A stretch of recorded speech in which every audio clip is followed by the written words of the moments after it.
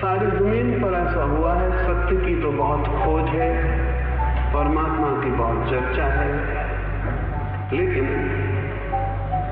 लेकिन ये सारे कमजोर लोग कर रहे हैं जो सांस छोड़ने को राजी नहीं है और जो दिया बुझाने को राजी नहीं है।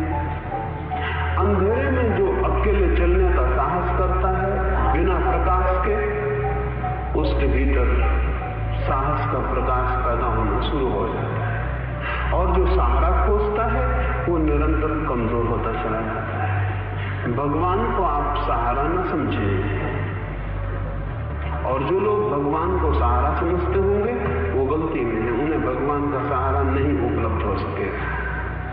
कमजोरों के लिए जगत में कुछ भी उपलब्ध नहीं होता,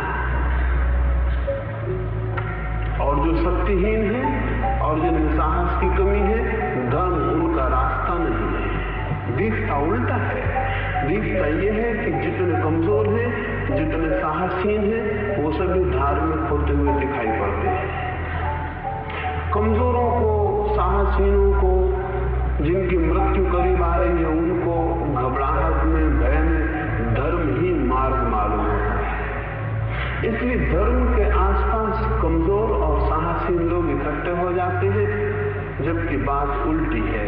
धर्म तो उनके लिए है जिनके भीतर साहस हो, जिनके भीतर शक्ति हो, जिनके भीतर बड़ी दुर्दम हिम्मत हो, और जो कुछ अंधेरे में अकेले बिना प्रकाश के चलने का दुस्साहस कर सके। तो ये मैं प्राथमिक रूप से आपसे कहूं, दुनिया में यही वजह है कि जब से कमजोरों ने धर्म को चुना है, तब से धर्म कमजोर हो गया। और अब तो सारी दुनिया में कमजोर ही धार्मिक है। जिनमें थोड़ी सी हिम्मत है वो धार्मिक नहीं है, जिनमें थोड़ा सा साहस है वो नास्तिक है, और जिनमें साहस की कमी है वो सब आस्तिक है। भगवान की तरफ सारे कमजोर लोग इकट्ठे हो गए, इसलिए दुनिया में धर्म नष्ट होता जाता है।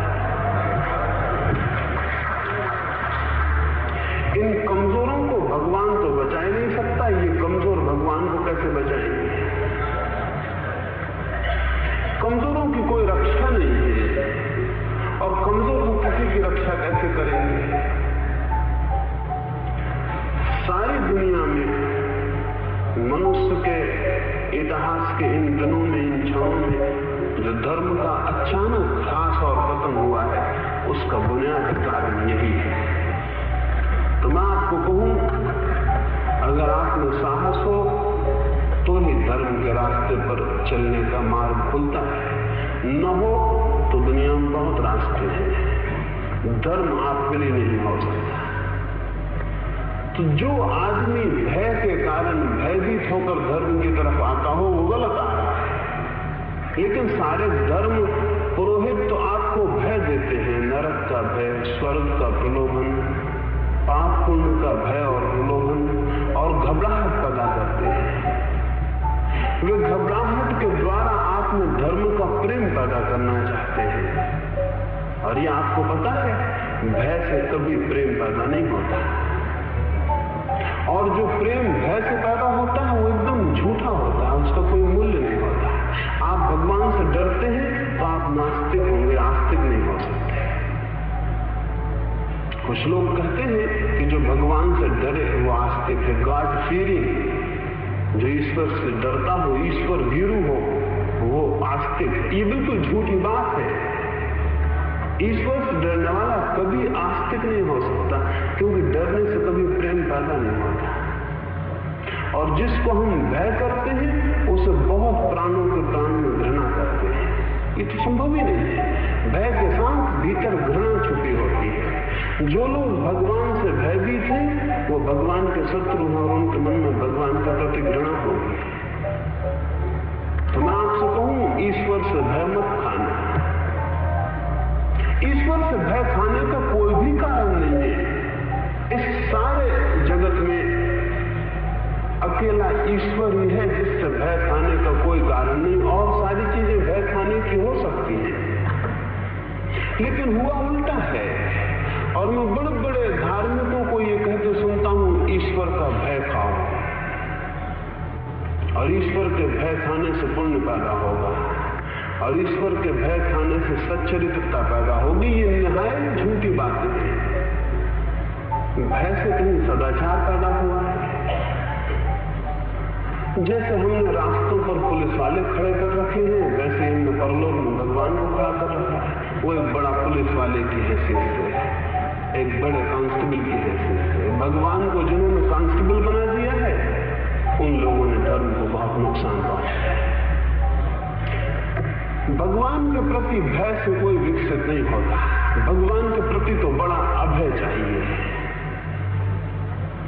और अभय का अर्थ क्या होगा? अभय का अर्थ होगा कि जो लोग श्रद्धा करते हैं, वे लोग भय के कारण श्रद्धा करते हैं। इसलिए श्रद्धा को मैं धर्म की आधारभूत शर्त नहीं मानता। आपने सुना होगा कि जिसको धार्मिक होना है उसे श्रद्धालु होना चाहिए। गांधी जी को एक बहुत बड़े व्यक्ति ने जाके पूछा कि मैं परमात्मा को जानना चाहता हूं तो क्या करूं? तो गांधी जी ने कहा, विश्वास करो। अगर वो मुझसे पूछता, मैं उससे ये नहीं कह सकता था कि विश्वास करो। गांधी जी की बात ठीक नहीं है। और उस आदमी ने गांधी जी को कहा कि विश्वास करो। जिस बात को मैं जानता नहीं, विश्वास कैसे करूं? जिस बात से मैं परिचित नहीं हूं, उसे मानूं कैसे? गांधी जी ने कहा, बिना माने तो परमात्मा को जाना नहीं जा सकता। और मैं आपसे ये कहना चाहता हूं, जो मान लेते हैं वो कभी नहीं जान सकेंगे। मैं आपसे ये कहता हूं कि जो परमात्मा को मान लेते हैं वो कभी नहीं जान सकेंगे। यह आपका दुर्भाग्य होगा कि आप परमात्मा को मानते हो,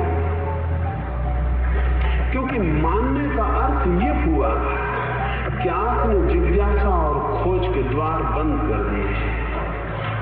मानने का अर्थ ये हुआ कि अब आपकी कोई तलाश नहीं है, आपकी कोई खोज नहीं है, अब आपकी कोई इंक्वायरी नहीं है, अब आप कुछ खोज नहीं रहे हैं, आप तो मान के बैठ गए, आप तो मर गए। श्रद्धा मृत्यु है और संदेह जीवन है, संदेह खोज है। तो मैं आपसे श्रद्धालु होने को नहीं, मैं आपसे संदेह करने को कहता हूं। लेकिन संदेह करने का ये मतलब समझ लेना कि मैं आपको ईश्वर को न मानने को कह रहा हूं, क्योंकि न मानना भी मानने का एक रूप है। आस्तिक भी श्रद्धालु होता है, नास्तिक भी श्रद्धालु होता है। आस्तिक की श्रद्धा है कि ईश्वर है, नास्तिक की श्रद्धा है कि ईश्वर नहीं है। ये दोनों अज्ञानी हैं। इन दोनों की श्रद्धाएं हैं, इन दोनों की खोज नहीं है। संदेह तीसरी अवस्था है, आस्तिक और नास्तिक दोनों की नहीं। संदेह तो स्वतंत्र चित्त की अवस्था है। वैसा व्यक्ति निर्भय होकर पूछता है क्या है, और न वो परंपरा को मानता है, न वो रूढ़ी को मानता है, न वो शास्त्र को मानता है। वो किसी दूसरे के दिए को अंगीकार नहीं करता है। वो ये कहता है कि खोजूंगा अपना दिया, वही साथी हो सकेगा। दूसरों के दिए कितने दूर तक, कितनी सीमा तक साथ दे सकते हैं। और इस जीवन के रास्ते पर सच है ये कि अपने सिवाय, स्वयं के सिवाय कोई साथी नहीं है। और कितनी ही बड़ी भीड़ खड़ी हो, कोई साथी नहीं है। महावीर को, बुद्ध को, कृष्ण को, क्राइस्ट को कितना ही ज्ञान मिला हो, एक रत्ती भर भी अपने ज्ञान को आपको देने में वो समर्थ नहीं है। इस जगत में ज्ञान दिया लिया नहीं जा सकता, और सब चीजें ली जा सकती हैं। और स्मरण रखें, जो नहीं लिया जा सकता, नहीं दिया जा सकता, उसके मूल्य है। जो लिया जा सकता है, दिया जा सकता, उसका कोई मूल्य नहीं है। मैं तो ऐसे ही मानता हूं कि वही चीज संसार का हिस्सा है जिसको हम ले दे सकते हैं, और वो चीज सत्य का हिस्सा हो जाती है जिसको लेना देना संभव नहीं है। कोई इस आशा में न रहे कि वो अपनी श्रद्धाओं से और सत्य की या परमात्मा की खोज कर लेगा। साधारणता यही हमें सिखाया जाता है और इसके दुष्परिणाम हुए हैं। इसके दुष्परिणाम हुए हैं कि दुनिया में इतने लोग धार्मिक हैं लेकिन धर्म कहां है? इतने मंदिर हैं, इतने मस्जिद हैं, लेकिन मंदिर मस्जिद है कहां? कल रात में बात करता था, एक सन्यासी के पास मेरा एक मित्र मिलने गया। उस सन्यासी ने कहा कि मंदिर जाते हो? उस मेरे मित्र ने कहा मंदिर है कहां? हम तो जरूर जाएं, कोई मंदिर बता दे। वो सन्यासी हैरान हुआ। वो सन्यासी तो मंदिर में ही ठहरा हुआ था।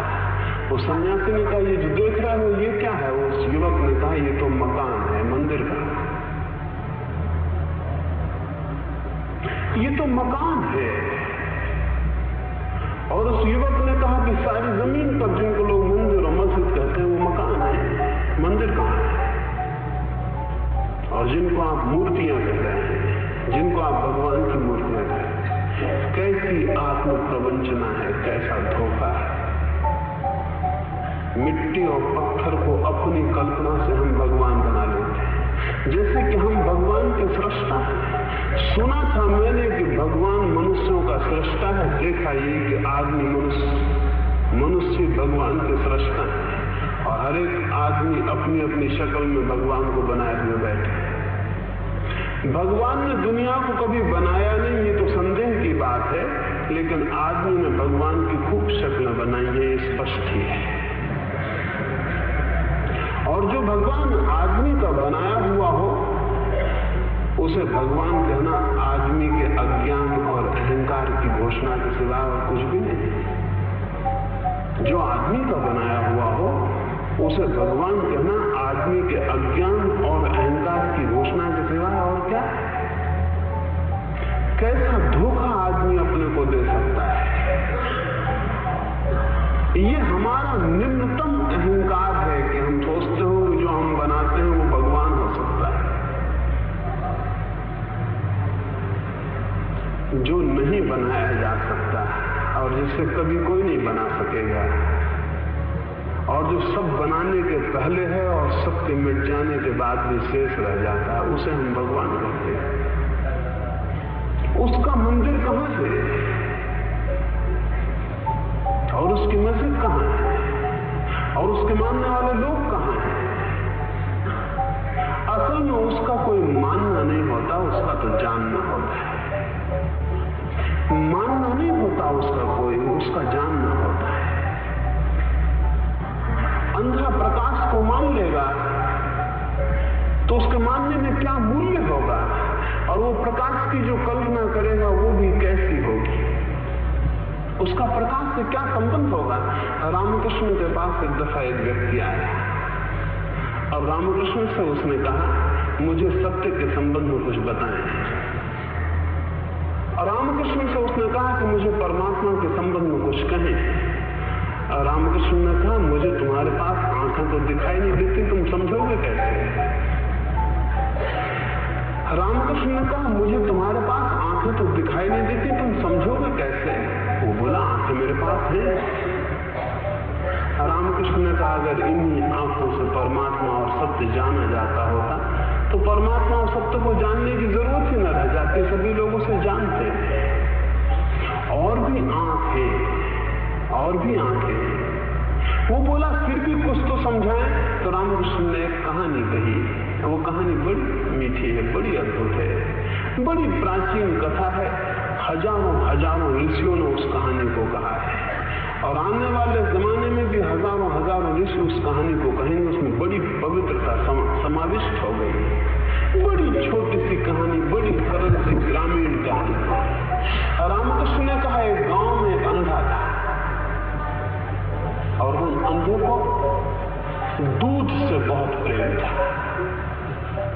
उसके मित्र जब भी आते उसे भेंट में दूध ले आते थे। उसने एक दफा अपने मित्रों को पूछा इस दूध को मैं इतना प्रेम करता हूं कि मैं जानना चाहता हूं ये दूध कैसा है, क्या है? मित्रों ने कहा बड़ा बड़ा मुश्किल है, कैसे बताएं। फिर भी उस अंधे ने कहा कुछ तो समझाएं, किसी तरह समझाएं कि ये दूध क्या है, कैसा है। उसके एक मित्र ने कहा कि दूध बगुला होता है, बगुले के पंख जैसा सफेद है। अंधा बोला मुझसे मजाक ना करें, बगुले को मैं जानता नहीं, उसके पंख की सफेदी को भी नहीं जानता, मैं कैसे समझूंगा कि दूध कैसा है। कुछ और सरल रास्ता अख्तियार करें तो शायद मैं समझ जाऊं। उसके मित्र ने कहा कैसे समझाएं। एक मित्र ने कहा बगुला जो होता है वो घास काटने के हंसिए की तरह टेढ़ी उसकी गर्दन होती है। अंधा बोला आप पहेलियां उलझा रहे हैं, मैंने कभी देखा नहीं हंसिया, मुझे पता नहीं वो कैसा टेढ़ा होता है। तीसरे मित्र ने कहा इतनी दूर के क्यों जाते हो। उसने अपने हाथ को मोड़ के और उस अंधे को कहा इस हाथ पर हाथ फेरो, इससे पता चल जाएगा कि हंसिया कैसा होता है।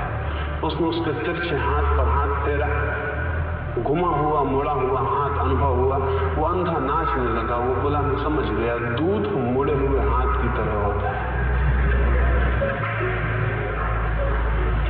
और रामकृष्ण ने कहा कि सत्य के संबंध में जो नहीं जानते हैं उनको बताई हुई सारी बातें ऐसी ही हो जाती। इसलिए आपसे सत्य के संबंध में न कभी कुछ कहा गया है और न कभी कुछ कहा जा सकेगा। आपसे ये नहीं कहा जा सकता कि सत्य क्या है, आपसे इतना ही कहा जा सकता है सत्य को कैसे जाना जा सकता है। सत्य तो नहीं बताया जा सकता, लेकिन सत्य की विधि विचार की जा सकती है। और उस विधि में श्रद्धा कोई हिस्सा नहीं है। खोज और अन्वेषण, जिज्ञासा और अभीप्सा, उसमें कोई चीज को मान लेने की कोई जरूरत नहीं है। और जब से दुनिया के धार्मिकों ने ये शुरुआत की कि भगवान को मान लो, स्वीकार कर लो, अंगीकार कर लो, तब से जो भी विवेकशील है वे सब भगवान के विरोध में खड़े हो गए। क्योंकि स्वीकार करना, अज्ञान में किसी चीज को मान लेना, कभी भी जिसका थोड़ा भी विचार जागृत हो और विवेक प्रबुद्ध हो उसके लिए संभव नहीं होगा।